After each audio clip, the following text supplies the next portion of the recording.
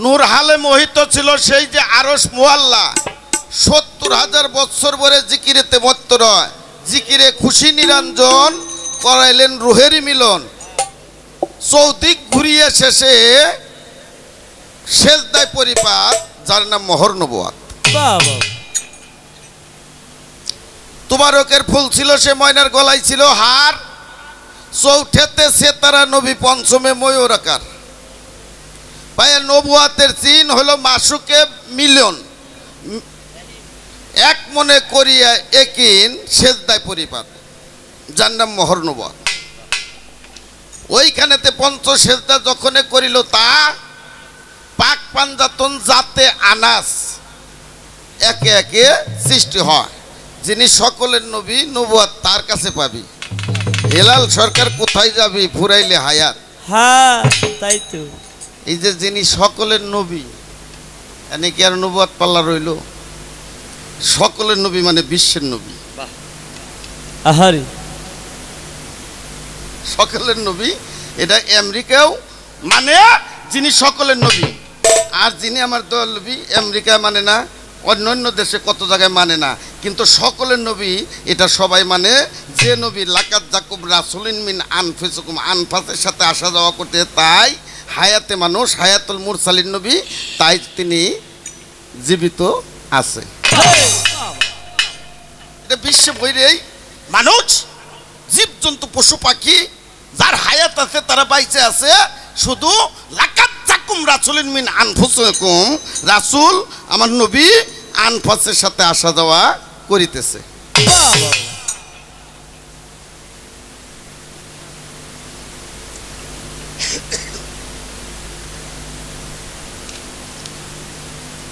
তাহলে যিনি সকলের নবী নবুয়াত তার কাছে পাবি তাহলে ৩১৩ জন তো পাইল না। আপনার কথা আমি মাইনে নিলাম। এখন পীরের কাছে ভক্তের কাছে পদকর্তা লালন শাহ বলছেন যে মুর্শিদ সেই তো রাসূল ইহাতে নয় কোনো ভুল খুদাও সে হয় এমন কথা লালন কয় না আল্লাহর কোরআনে কয় কোথায় কয় সূরা নিসা ১৫০-১৫১ নম্বর আয়াতে। তাহলে ভক্তের কাছে পীর নবী এবং একটা পর্যায়ে যায় তাকেই সাব্যস্ত করছে নাকি বাবা। হ্যাঁ পদকর্তা লালন শাহর গানে পাইলাম আর কোরআনে পাইলাম। এখন আমার শুধু এনে বনি একটু ধরা থাকবো এই যে আমার হুমায়ুন চান আমার কালো শাহ চান আমার কেশব চান এরাও ভক্তের কাছে নবী তাদের নবুয়াতটা কোথায় তাদের নবুয়াতটা কোথায় যে যেমন মোহর নবুয়াত দয়াল নবীর পৃষ্ঠে আকাশ দেখে বহিরে পাদ্রী দেখে তারা ১৪ গোষ্ঠী বেচতে চলে গেল কিন্তু ভক্ত যাইব কোন নবুয়াত দেখে। হ্যাঁ তাই তো ১৪ গোষ্ঠী না নিল ভক্তে তো বউ পোলাহান নিয়ে যাইব নাকি। হ্যাঁ বউ পোলাহানো বাদ দিলাম আমি রশিদ সরকারের নবুয়াত দেখে আমি তো যাবার পারুম এই নবুয়াতটা কোথায় কিভাবে আমি দেখতে পারুম। এই আপনার গানে থেকে আমার শুধু একটা কাউন্টার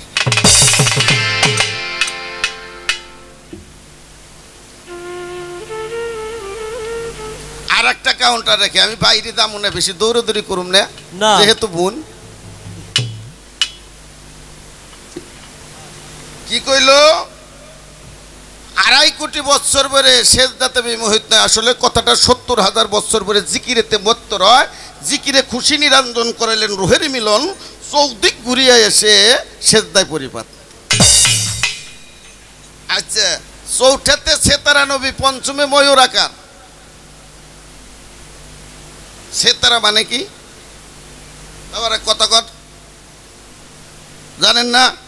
হ্যাঁ কথা কই যেমন কথাটা আমার বোন বলছে যে জিবরাইল আইসে একদিন ফাতেমাকে খাতুনে জান্নাত ফাতেমাকে বলল যে ফাতেমা তোমার আব্বা হুজুর কোথায় বলে ছোট চাচা আব্বা হুজুর বাড়ি নাই কোথায় গেছে বল তা আমি ঠিক বলতে পারবো না কিন্তু জিবরাইল আমিন মুখটা বার করলো যে কি ব্যস্ত পাশে নূরের গাছে ছিল ফুল সেই ফুল আইনে আমি শুঙ্গাইলাম আব্দুল্লাহ রে তার গর্বে হইল দয়াল নবী মোহাম্মদ মোস্তফা সাল্লাল্লাহু আলাইহি সাল্লাম তার মেয়ে হইল ফাতেমা, সে আমার ছোট চাচা কইল কি মনে করে? আরে দয়াল নবীর বাগানে যায় পাইছে, ফলের বাগান দেয়। জিবরাইল আমিনের মুখটে ভার, বলে জিবরাইল তুমি বেজার কারণ? বলে হুজুর আমার একটা বিচার দিতে হবে। বলে কি বিচার? যে বিচারটা হইল ব্যস্ত পাশে নূরের গাছে ছিল ফুল, সেই ফুল আইনে আমি আপনার পিতা আব্দুল্লাহ রে শুঙ্গাইলাম, তার ঘরে হইলেন আপনি, আর আপনার ঘরে হইল খাতুনে জান্নাত ফাতেমা, সে আমার ছোট চাচা কইল। এই বিচারটা আমার দৌড় লাগলো। বলে জিবরাইল তোমার বয়স কত জানো? বলে তা বলতে পারবো না, তবে আমি সৃষ্টি হয়ে দেখছি আকাশের গায়ে 5টা তারা, 5টা তারা দেখছি। সেই 5টা তারা ডুবে থাকলে থাকতো 70,000 বছর, আর উদয় হয়ে থাকলে 70,000 বছর। এইভাবে দেখছি আমি 70,000 বছর। যখন পৃষ্ঠের কাপড়টা টানতে সরাইছে যে দেখো তো, কয় জিবরাইল এখন কি তুমি সেই তারাটা দেখো? বলে না দেখি না, যেদিন আপনি দুনিয়ার পর পদার্পণ করছেন বাসারি অবস্থায়, সেদিন থেকে আমি সেই তারা আর দেখি না। হ্যাঁ বলে তাই যদি না দেখো এখন কি তারা দেখলে চিনবে? হ্যাঁ অবশ্যই চিনবো হুজুর পাক। পৃষ্ঠের কাপড়টা সরাই দিছে, মোহর নবুয়াত চায়ে দেখে কি সেই তারা 5 জন পৃষ্ঠ দেশে। হুজুর পাক বলতেছে যে বড় তারাটা দেখছিলে, এটা হলাম আমি। আমার সামনে তারা দেখছিলে, ডাইনে একটা তারা দেখছিলে, বামে একটা তারা দেখছিলে, আমার মাথায় একটা তারা দেখছিলে, উপরে। এই 4টা হইল আমার খাতুনের জান্নাত ফাতেমা, মৌলা আলী মুশকিল কুশা, আর হইল ইমাম হাসান আলাইহিস সালাম, ইমাম হুসেন আলাইহিস সালাম। ইমাম হুসেন আলাইহিস সালাম, এই 5 জন আমরা একত্রিত ছিলাম। যখন দুনিয়ার পর আমরা বাসারি অবস্থায় আসলাম, তখন সেই তারা আর তুমি দেখো না। যখন কাপড়টা সরাই দিছে, কয় এই তারা 5টায় হুজুর পাক আমি দেখছিলাম। তাহলে তুমি চিন্তা করো যে আমার ছোট নাতি ইমাম হুসেনেরও কত ছোট তুমি। আহারে জিবরাইল বলল ইয়া রাসূলুল্লাহ আমার আর বোঝার বাকি রইল না, আমার আর বোঝার বাকি রইল না। তাহলে আপনার কথা বোঝা গেল যে মৌলা আলী মুশকিল কুশা বেলায়েতের সর্দার, বেলায়েতের বাদশা, তিনি সেতারা রূপেও সেখানে ছিল। ছিল না বাবা? হ্যাঁ উনি বলছে তাহলে সেতারা রূপেও সেখানে ছিল। এখন সেখানেও তাইলে আমার বেলায়েত ছিল, কিন্তু আপনার কাছে আমার ধরা একটু, আপনার কাছে আমার ধরা। তারা 5 জন একই জায়গায় রইল সেতারা রূপে, কিন্তু আর কেউ নবুয়াত পাইল না। তারা 1 জন পাইল দয়াল নবী, কিন্তু 4 জন সেখানে কোন শক্তিতে রইল?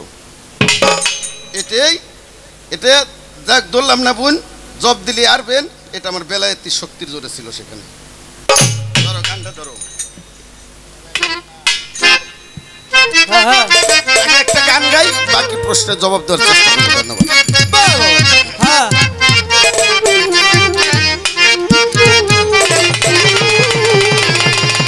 আরে বেলায়েত হয় খোদাই শক্তি, বেলায়েত হয় খোদাই শক্তি, সিনারে লেম বলো তারে জান গে মুর্শিদ, ধরে পারি মুর্শিদের দরবার। ওরে বেলায়েত হয় খোদাই শক্তি, বেলায়েত খোদাই শক্তি, বলো দরে দয়ালে দরবারে পাবি মুর্শিদের দরবারে। বাবা সৃষ্টিতে আহম্মদ ছিল, বন্ধে আমার সেইখানে বেলায়েত ছিল,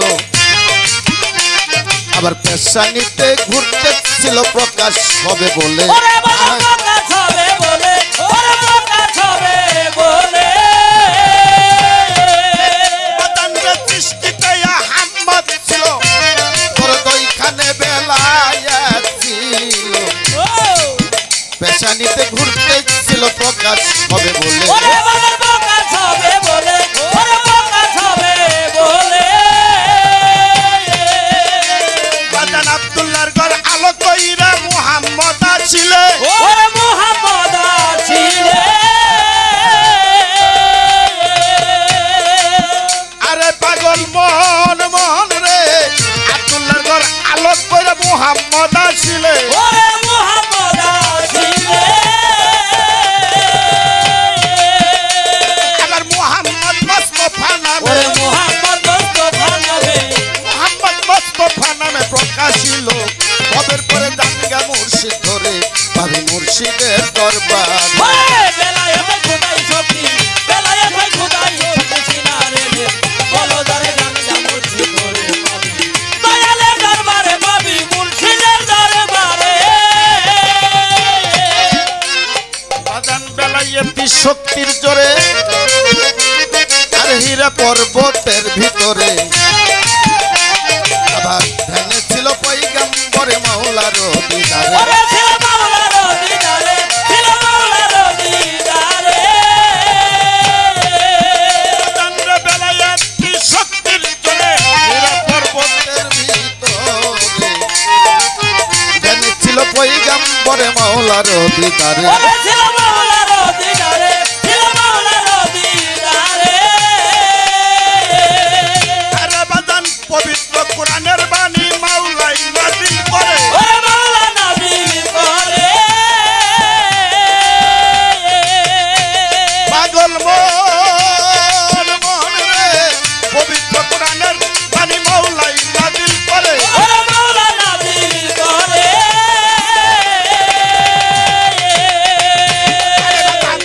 বেলায়েত খুদ শক্তিতে বেলায়েতি খুদ শক্তিতে বেলায়েত খুদ শক্তিতে কোরআন প্রকাশ ভবের পরে দাঙ্গা মুর্শিদ ধরে পাবি এই মুর্শিদের দরবারে ওরে বেলায়েত হয় খুদাই শক্তি বেলায়েত হয় খুদাই শক্তি সিনারে রে বলো যারে গাঙ্গা মুর্শিদ ধরে পাবি দয়ালের দরবারে পাবি মুর্শিদের দরবারে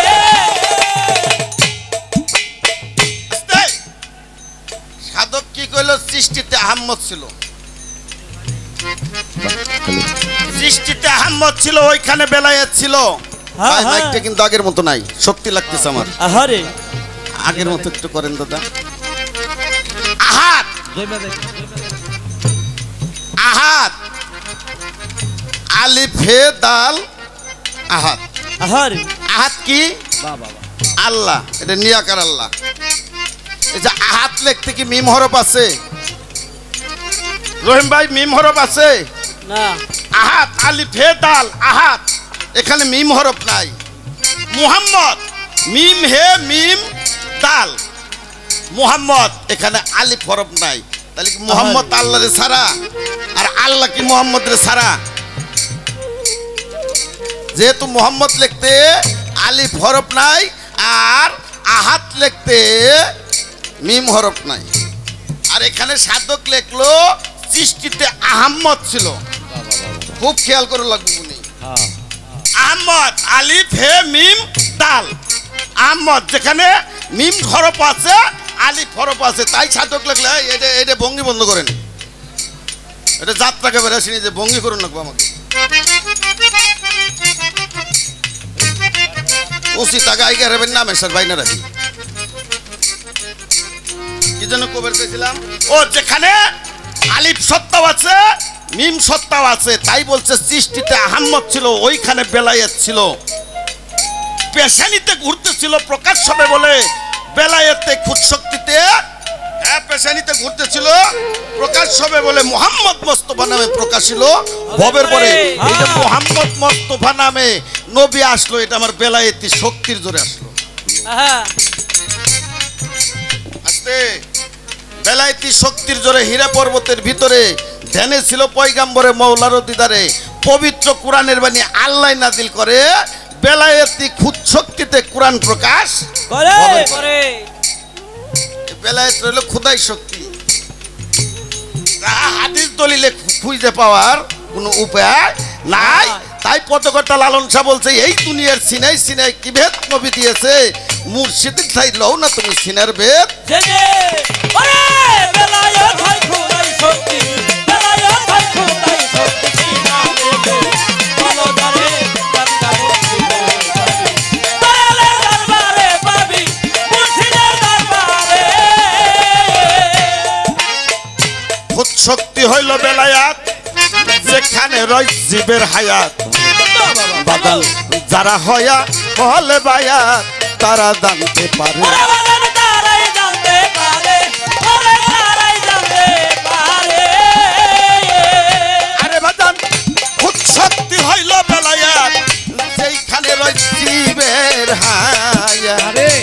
তোরা হয়া হলে বায়াত তারাই জানতে পারে। ওরে বাজান তারাই জানতে পারে, ওরে তারাই জানতে পারে। তুমি সন্মুখ সালাত আদায় করো মুর্শিদ বর্জক ধরে। ওরে বাজান মুর্শিদ বর্জক ধরে। পাগল মন মন মন রে, সন্মুখ সালাত আদায় করো মুর্শিদ বর্জক ধরে। ওরে তুমি মুর্শিদ বর্জক ধরে।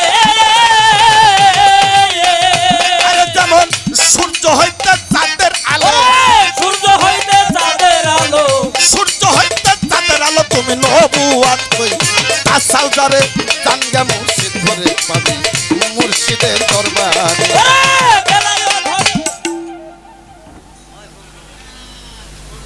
চন্দ্রের কোন নিজস্ব আলো আছে বাবা? না না। কিরে বাবা আছে? এটা সূর্যের আলোতে হলো আলোকিত। এটা হলো সূর্যের আলোতে হলো চন্দ্র আলোকিত। তাই সাধক বলছে সন্মুখ সালাত আদায় করো মুর্শিদ বর্জক ধরে। যেমন সূর্য হইতে চাঁদের আলো, তুমি নবুয়াত কইতে চাও।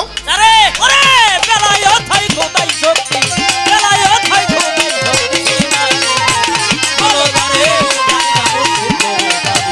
দয়ালের দরবারে পাবি মুর্শিদের দরবারে। জাতিরও ঘুমের পরে সেদিন দিনের পয়গাম্বরে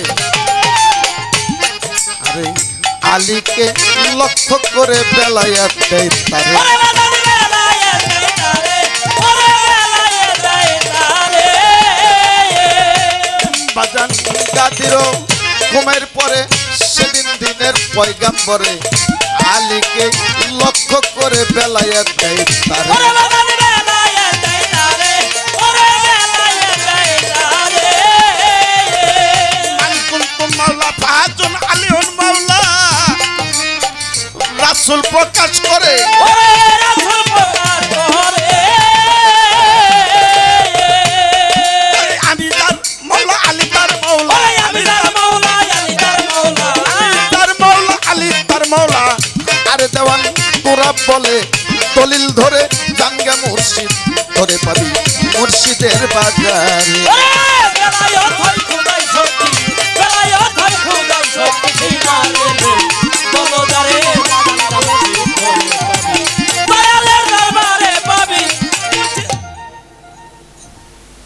70,000 কন আর 2,500 কন, সেদিন তো কোনো কিছুই ছিল না।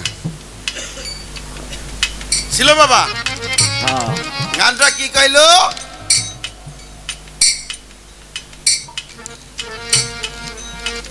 যার নাম মোহর নবুয়াত, সেদিন কোনো কিছুই ছিল না।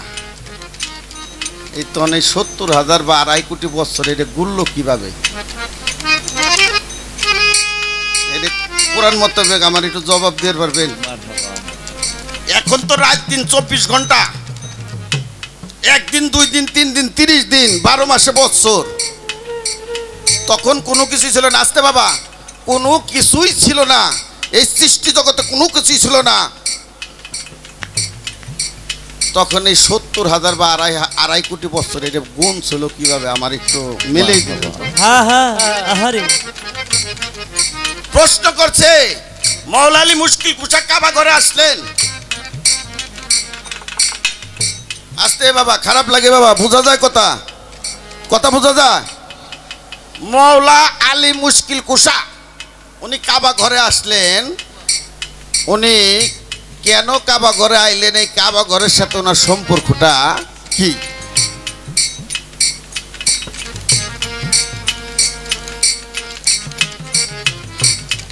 আমি একটা উদাহরণ সর্বপ্রথম দিব।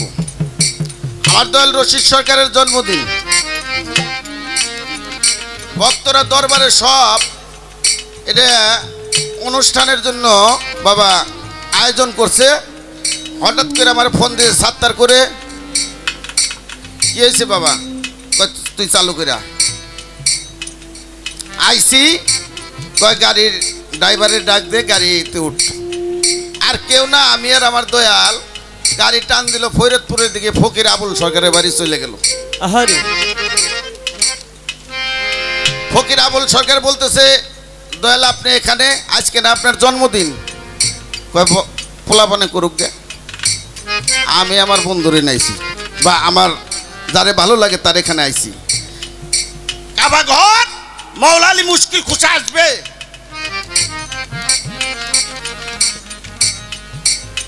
আল্লাহ বললো যে মৌলা আলী মুশকিল খুশা তুমি দুনিয়ার পর যাও। বলে যাইতে পারি, আমার দুইটা শর্ত আপনার দিতে হবে। বলে কি শর্ত?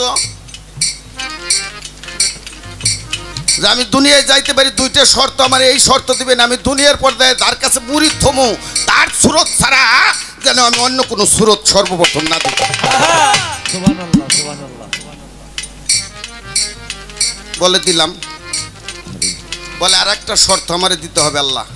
বলে কি শর্ত? যে আমি অতক্ষণ পর্যন্ত আমার মায়ের স্তনের দুধ খাবো না যতক্ষণ পর্যন্ত আমার মুর্শিদের লালা মুবারক আমি পান না করব। এই শর্ত দেওয়ার পরে মৌলা আলী মুশকিল কুশা কাবা ঘরে আসলেন। বিনতে আসাদ ফাতেমা কাবা ঘর তোয়াফ করার জন্য গেলেন, সেখানে যায় তার প্রসবেদনা শুরু হলো। প্রসবেদনা শুরু হলো। অনেকে, আমার বোন খুব সেকুন চালাক, ফকিরা বলে ছাত্রী তো, উনি বলে নাই যে ছাত্র ভাইয়ের সামনে যদি বলি যে কাবা ঘরে জন্ম হলো তাহলে তো ধরা খাম। অনেক বয়াতি বলে যে আলী কাবা ঘরে জন্ম, আলী কাবা ঘরে জন্ম না। বেলায়েতি দুটি একটা কিতাব পড়ে দেখবেন আলী কাবা ঘরে জন্ম নেয় নাই।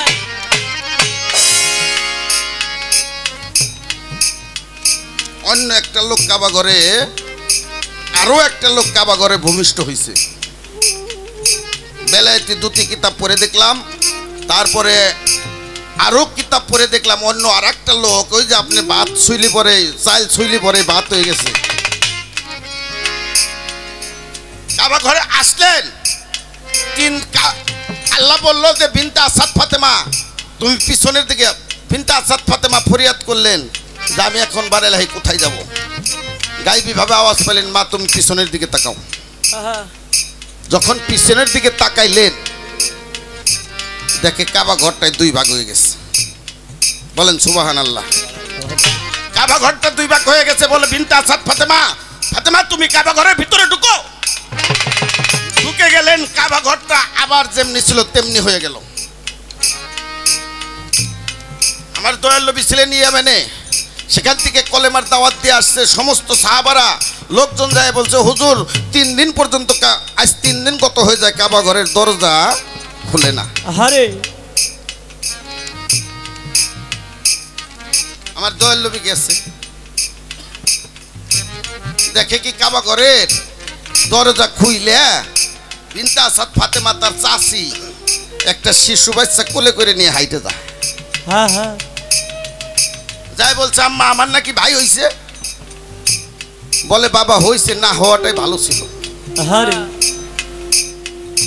সন্তান ভূমিষ্ঠ হইয়া ওয়ানা করে কান্দে দেয়, শব্দ করে, কিন্তু আজ 3 দিন গত হয়ে গেছে, সে চোখ মিলে তাকায় না, কিছু খায় না, কোনো কান্নাকাটি কোনো কিছুই বলে না। হ্যাঁ হ্যাঁ। বলে আমার কাছে দেখ। যখন দিছে আমার হুজুর পাকে কোলে দিছে, উনি 3 দিন কর শিশু চোখ মিলে তাকাইছে। চোখ মিলে তাকানোর পর জিব্বে নাড়তে আছে। আমার হুজুর পাক করছে কি, তার জিব্বে মুবারকটা মৌলা আলী মুশকিল কুশার গালের ভিতরে দিছে। আর উনি বাচ্চা যেমন, সন্তান যেমন মায়ের স্তনের দুধ চাইতে চাইতে খায়, তেমনি করে আমার হুজুর পাকের লালা মুবারক চাইতে চাইতে আমার মৌলা আলী খাইতে লাগছে। বলে তুমি কিছু বলো।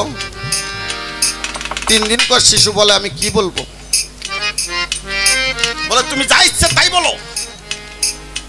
যখন বলছে তুমি যা ইচ্ছে তাই বলো, সূরা মুমিন 1 থেকে 10 নম্বর আয়াত পর্যন্ত কইরা আমার হুজুর পাককে শুনে দেয়। তার 10 বছর পরে কোরআন নাজিল।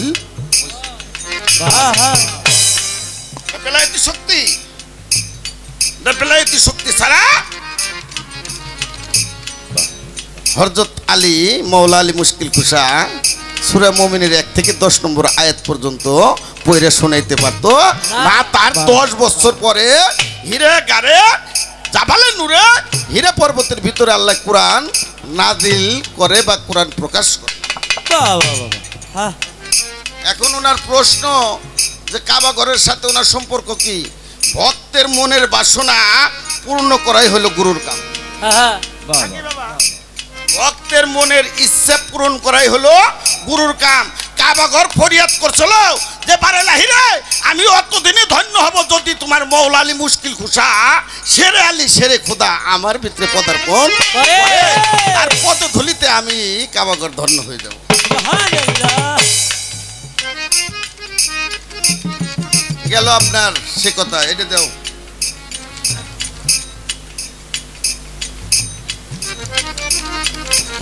ইবনে হাকিম, এই যে আপনার ভাত বানায় দেখেন, ইবনে হাকিম ভূমিষ্ঠ হয় কাবা ঘরের ভিতরে।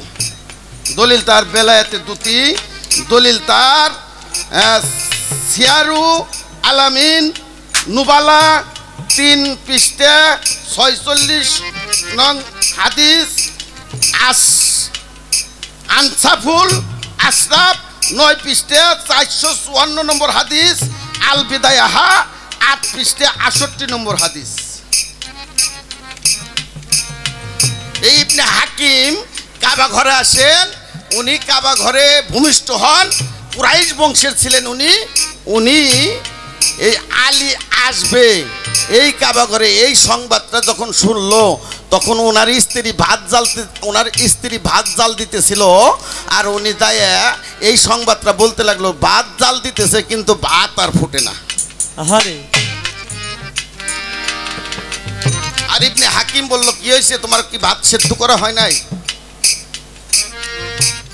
বলে ভাত তো সেদ্ধ হয় নাই। আস্তে সেখানে আগুন হইল জাত, কিরে বাবা, আগুন পানি বাতাস মাটি নূর, হ্যাঁ এই হ্যাঁ 5টা হলো জাত। আগুন হলো জাত, আগুনের ঘরে হলো মৌলা আলী মুশকিল কুশা। মৌলা আলী মুশকিল কুশা তখন ইবনে হাকিম তার স্ত্রীকে বলল, হে বিবি তুমি শোনো, আমি যে কাবা ঘরে আসছি একদিন শেরে আলী শেরে খোদা মৌলা আলী মুশকিল খুশাও সেই কাবা ঘরে আসবে, তুমি মৌলা আলীর নামে দরুদ সালাম পেশ করো, তোমার ভাত একা একাই সেদ্ধ হয়ে যাবে। আগুনের স্বভাব হলো দুইটা, আগুনের স্বভাব হলো দুইটা, নিজে পুড়ে অপরকে পুরায়। ভাত পাকাবার গেলে ও শ্বশুরে যদি ভাত খাওয়ার জন্য বসে থাকে, বৌমারে কয় মা ভাত কি সেদ্ধ হলো? আহারে হ্যাঁ, তাহলে আগুন হলো জাত, পাক পাঞ্জাতনের অংশ। আগুনের ঘর হইলো মৌলা আলী মুশকিল কুশা, আর মাটি তো হইলো খাতুনে জান্নাত ফাতেমা। কিন্তু এক পর্যায়ে যাইয়া মৌলা আলী মুশকিল কুশা আগুন এই মাটিরও পিতা, আর এক নাম তুরাব। তুরাব শব্দের অর্থ হলো মাটির পিতা। এই তো আমার বোনের কথাবার্তা ছিল, আশা করি শেষ করলাম। আমি 2টা কাউন্টার রাখছি, একটা প্রশ্ন করুন। হ্যাঁ হ্যাঁ আবুল সরকারের ছাত্রী না, হ্যাঁ একটা প্রশ্ন করুন, আমি আশা করি জবাবটা পাবো, আর কেউ কাছে না পাইলেও বোন তোমার কাছে পাবো। হ্যাঁ আশা করি। দয়াল নবী যখন মেরাজে গেল, দয়াল নবী মেরাজে গেল, মেরাজ শব্দের অর্থ কি? দেখাশোনা, সাক্ষাৎ, একাকার হওয়া। নাকি বাবা? হ্যাঁ আমার শুধু জানার থাকবে, যেমন আল্লাহ জিব্রাইলকে পাঠায় যে তুমি ওহী নিয়ে আমার দোস্তর কাছে যাও, ওই দিন জিব্রাইলকে পাঠাইলো না, আল্লাহ নিজে 3টে ওহী এই দয়াল নবীর কাছে নাজিল করল। কথাটা কি বুঝতে পারছি বাজানরা? দয়াল নবী যখন মেরাজে যে আল্লাহর সাথে একাকার হয়ে গেল, সূরা নজমের ভিতরে আছে 2টা তীর ধনুকের সমন্বয় হলো মেরাজ। 2টা ধনুক যখন বেঁকা হয়ে এমনি করে আসলো, 2টার মাথায় একত্রিত হয়ে গেল, একাকার হয়ে গেল, মিলে গেল, তখন সে তীর ছুড়বো নাকি বাবা? হ্যাঁ হ্যাঁ তীর টান দিলে পরে ধনুক চাই পাশে না 2 মাথা আচ্ছা আচ্ছা কিরে বাবা আসে না? সূরা নজমের ভিতরে তার ব্যাখ্যা করছে, যখন আল্লাহ সাথে আর দয়াল নবীর সাথে একাকার হয়ে গেল, মিশে গেল, তখন 3টে ওহী আল্লাহ নিজে নাজিল করছে। আমার শুধু জানার থাকবো এই তিনটে ওহি কি নাজিল করছে দয়াল নবীর কাছে, যেখানে জিব্রাইলও জানে না এই তিনটে ওহির বিষয়। হ্যাঁ এই একটা প্রশ্ন আমার বোনের কাছে রাখলাম, গাও। বেলায়েত হয় খোদাই শক্তি, বেলায়েত হয় খোদাই শক্তি, বলো জানে বেলায়েত দরবারে পাবি মুর্শিদের দরবারে। বাজান বেলায়েতি শক্তির জোরে হীরা পর্বতের ভিতরে ধ্যানে ছিল পয়গাম্বরে মাওলার অধিকারে।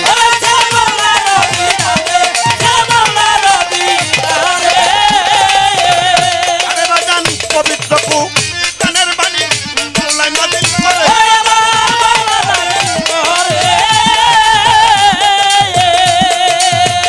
আরে দরদ বেলায়েতি খুদ শক্তিতে, বেলায়েতি খুদ শক্তিতে কোরআন প্রকাশ ভবের পরে টাঙ্গা মুর্শিদ ধরে পাবি, মুর্শিদের দরবারে পাবি কালো শাহ দরবার। বেলায়েত হয় খোদাই শক্তি, বেলায়েত হয় খোদাই শক্তি, বলো জানে দয়ালের দরবারে পাবি মুর্শিদের দরবারে। ওই রাখ আমার একটা কথা কোথায় দিয়েছে উনি, বাহ বাহ, এই যে বেলায়েতি খুদ শক্তিতে, হ্যাঁ হ্যাঁ বেলায়েত হয় খোদাই শক্তি। আমার আরেকটু অল্প ছোট্ট করে এক কথায় হারবেন, এই নবুয়াতের শক্তিটা কি? হ্যাঁ বেলায়েতি যেমন খুদ শক্তি মানে খোদাই শক্তি, এই নবুয়াতের শক্তিটা কি শক্তি, তার নামটা কি? বাবা হ্যাঁ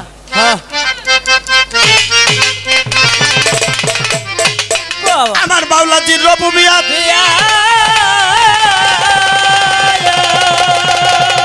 জানো, মাওলাজির রবুবিয়াত দয়াল নবীর রিসালাত, মাওলাই আলীর মাওলায়া তুই যেদিন মন তুই জানিবি, পাক্কাই মানদার হইয়া কবরেতেই যাবি মানুষ, পাক্কাই মানদার হইয়া কবরেতেই যাবি।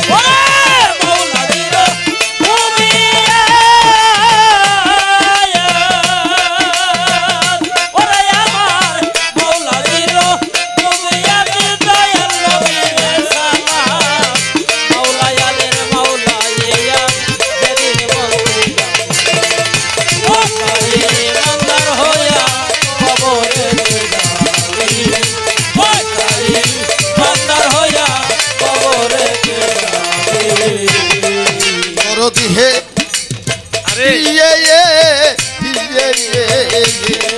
বাজান খোদাই জ্ঞানের পরিধি অনন্ত অনাদি, রাসূলের রিসালাতটা সমান জানিবি।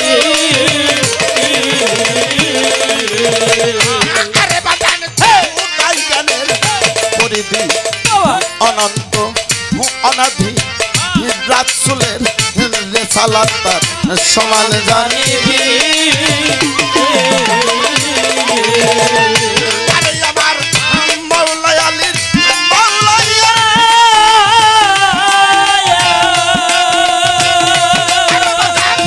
মাওলাই আলীর মাওলাইয়া দিনের হইয়া হাকিকত,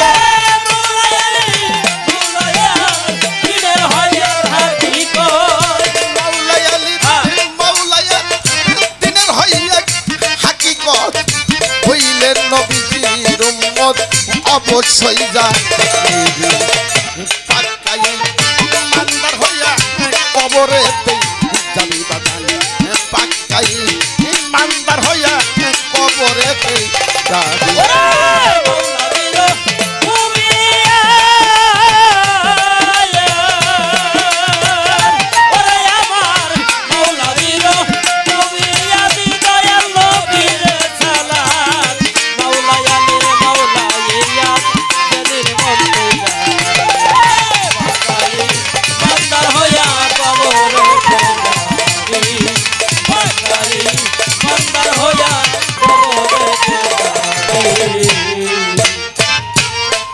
বাজানো বাবা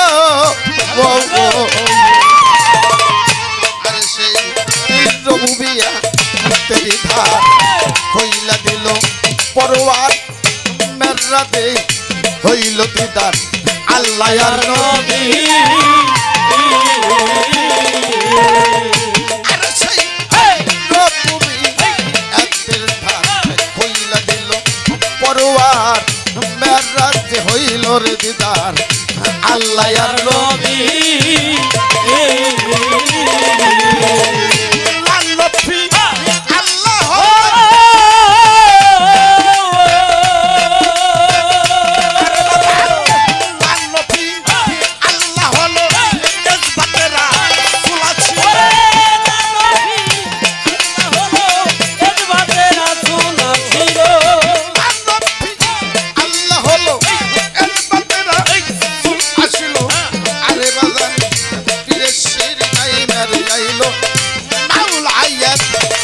হইল এর হাকিকত জানবি বাক্কাই বান্দার হইয়া কবরে বান্দার হইয়া কবরে বান্দার হইয়া কবরে জানো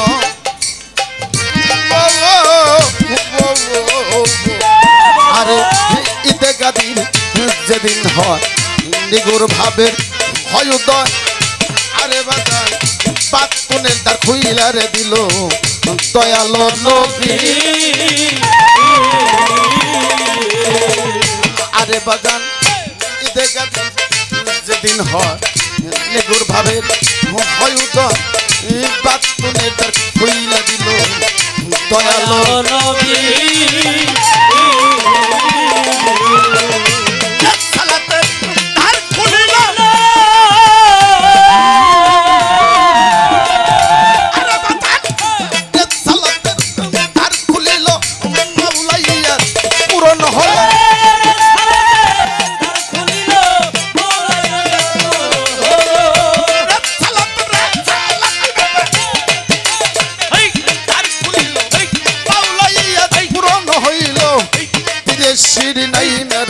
যেটা তৌহিদে জানিবি বাক্কাই বান্দার হইয়া কবরে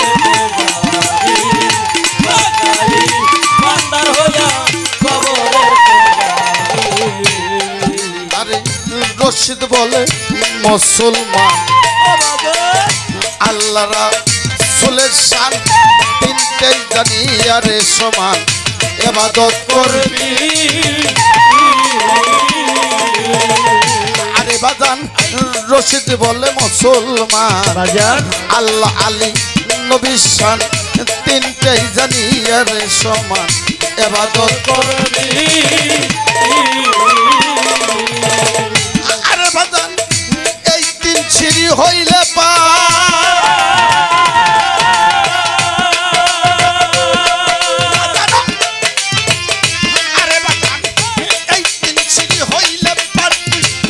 অবশ্যই পার দিদার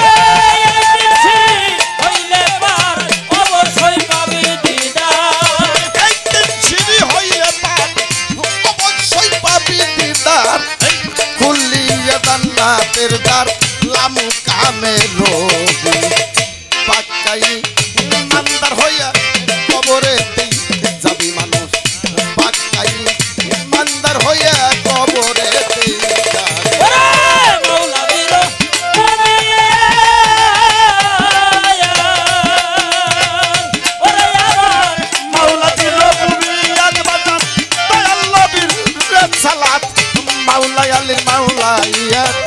যেদিন মন তুই জানবি পাক্কাই নামদার হইয়া মানুষ